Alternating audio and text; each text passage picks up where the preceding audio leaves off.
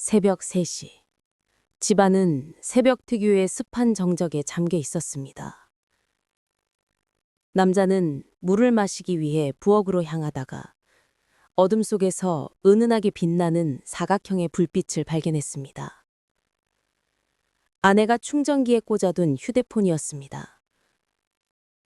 평소라면 눈길조차 주지 않았을 물건이었습니다. 부부 사이에서 서로의 휴대폰을 들여다보는 일은 금기였고, 그는 그 금기를 지킬 줄 아는 사람이라고 믿었습니다. 하지만 그 순간만큼은 이유를 설명하기 어려울 만큼 묘하게 마음이 흔들렸습니다. 마치 그 작은 빛이 그를 부르는 듯 했습니다. 그는 주변을 둘러보았습니다. 아내는 자고 있고 집엔 아무도 없습니다. 조심스럽게 다가가 화면을 켰을 때 알림창 한 줄이 그의 시야를 사로잡았습니다. 잘 자. 보고 싶어. 순간 그의 숨이 멎을 듯 했습니다. 이러니 아내가 자신의 번호와 똑같은 번호를 2개 저장해둔 이유. 그 의문 하나가 그의 인생을 뒤흔들게 될 줄 그는 아직 알지 못했습니다. 두 사람의 집은 겉보기에는 아무 문제 없는 평범한 가정이었습니다. 결혼 10년 차, 안정적인 일상이었고 무난한 평화였습니다. 하지만 약 1년 전부터 어딘가 보이지 않는 균열이 생기기 시작했습니다. 아내는 말수가 줄었고 웃음이 사라졌고 휴대폰을 손에서 놓지 않았습니다. 마치 휴대폰을 벗어나는 순간 무언가가 드러날까 두려운 사람처럼 말이죠. 남편이 농담으로 "핸드폰이 그렇게 좋아요?" 라고 물었을 때 아내는 잠시 멈칫하며 눈을 피했습니다. 그 작은 정적 하나가 남자의 마음에 오래 남았습니다. 집안의 공기는 설명하기 어려운 낯선 고요로 가득했습니다. 무언가가 숨어있는 듯한 말하지 못한 비밀이 공기 속에 가라앉아 있는 분위기. 그리고 남자는 이제 그 고요의 정체가 휴대폰 속에 있다는 걸 어렴풋이 깨닫기 시작했습니다. 이상한 반응. 아침이 되자 그는 아무 일도 없었던 듯 행동하려 애썼습니다. 주방에서 커피를 내리던 아내에게 "잘 졌어요?" 라고 자연스럽게 인사를 건넸습니다. 그런데 아내는 잔을 놓던 손을 잠시 멈추더니 그의 얼굴을 바라보며 표정이 굳었습니다. 놀란 건지 당황한 건지 아니면 들킨 사람 같은 불안인지 알 수 없는 복잡한 표정이었습니다. 아내는 곧 억지 미소를 지으며 커피를 건넸지만 잔을 준 손끝이 아주 미세하게 떨렸습니다. 그 떨림 하나가 남자의 마음을 서늘하게 만들었습니다. 확실했습니다. 아내는 무언가를 숨기고 있었습니다. 기묘한 친밀감. 며칠 전부터 아내는 이전과 다르게 다정했습니다. 남편이 좋아하는 커피를 먼저 준비하고 피곤할 텐데도 늦게 들어오는 남편을 기다리고 예전에는 잘 하지 않던 칭찬도 했습니다. 겉으로 보기엔 좋은 변화였지만 오히려 남자는 그 다정함에서 묘한 불편함을 느꼈습니다. 아내의 행동은 마치 죄책감을 덮기 위해 다정함을 가져온 사람 같았습니다.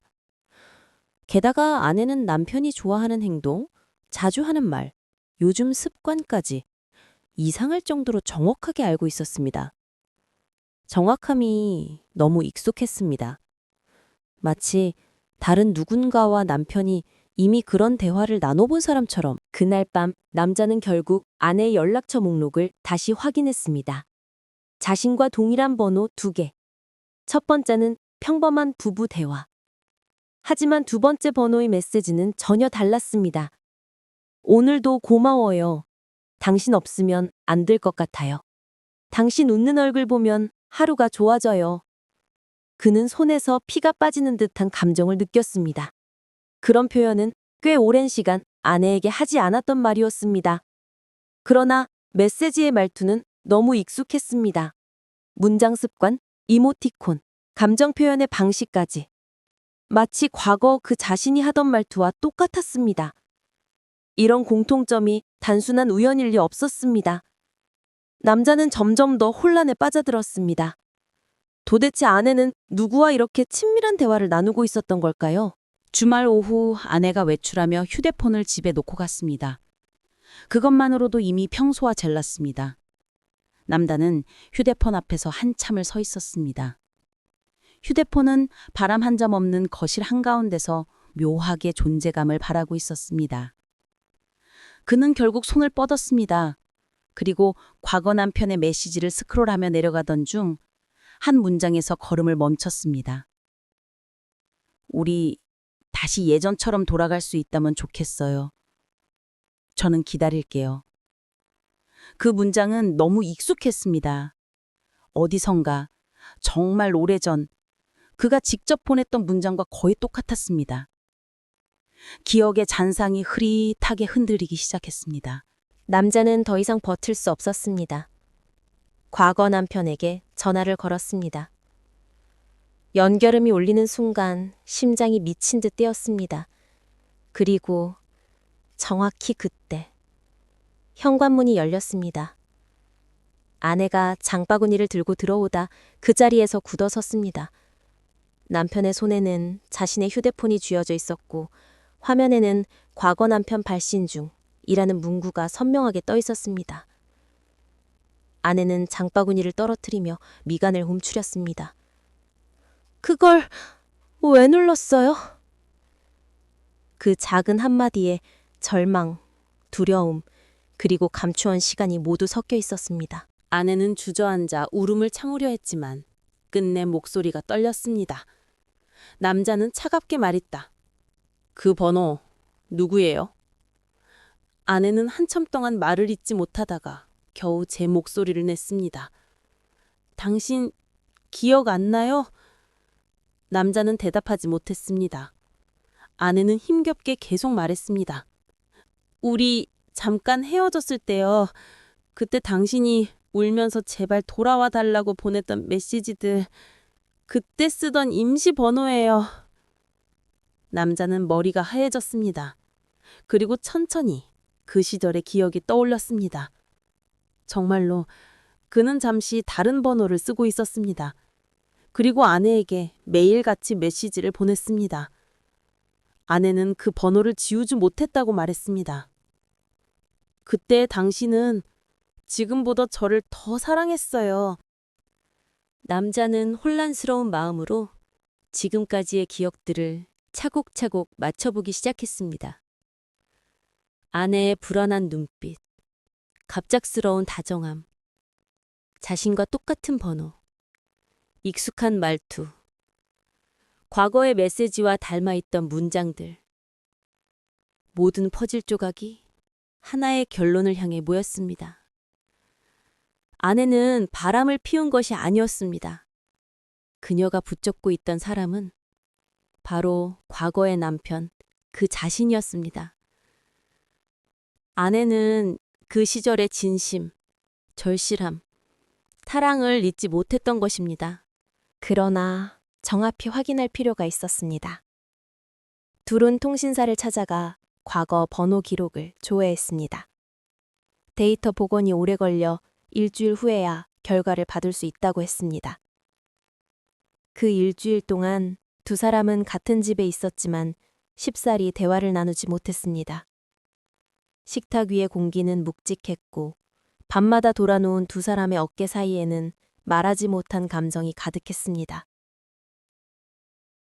아내가 잠들기 전 살짝 웅크린 어깨를 볼 때마다 남자는 마음이 흔들렸습니다. 일주일이라는 시간은 길고도 고통스러웠습니다. 결과가 나온던 날 두 사람은 숨조차 쉬기 힘든 표정으로 서 있었습니다. 직원이 종이를 넘겨보며 말했습니다. 이 번호 남편분의 과거 임시번호가 맞습니다. 그 순간 아내는 입을 막으며 눈물을 터뜨렸고 남자는 말문이 막혔습니다. 아내는 흐느끼며 말했습니다. 그 번호, 그 메시지들 제가 지울 수가 없었어요. 당신이 저를 붙잡으려고 했던 마음이었으니까. 모든 오해가 완전히 무너지는 순간이었습니다. 아내는 바람을 피지 않았습니다.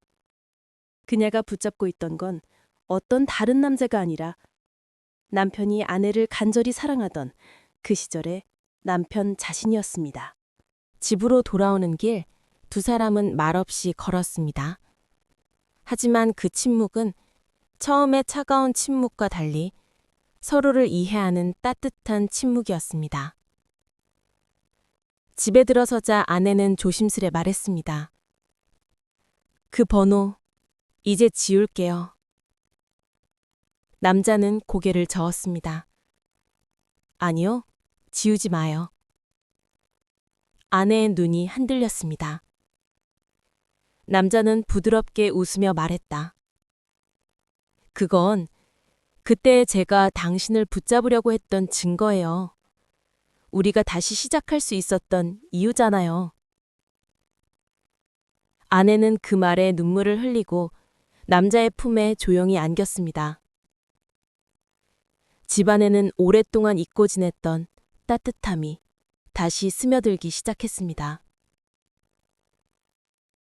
금기였던 숨겨진 연락처는 이제 의심의 상징이 아니라 두 사람의 사랑이 다시 이어진 희망의 징표가 되었습니다. 그날 이후 그들은 서로를 더 깊이 이해하게 되었고 다시 사랑하기 시작했습니다.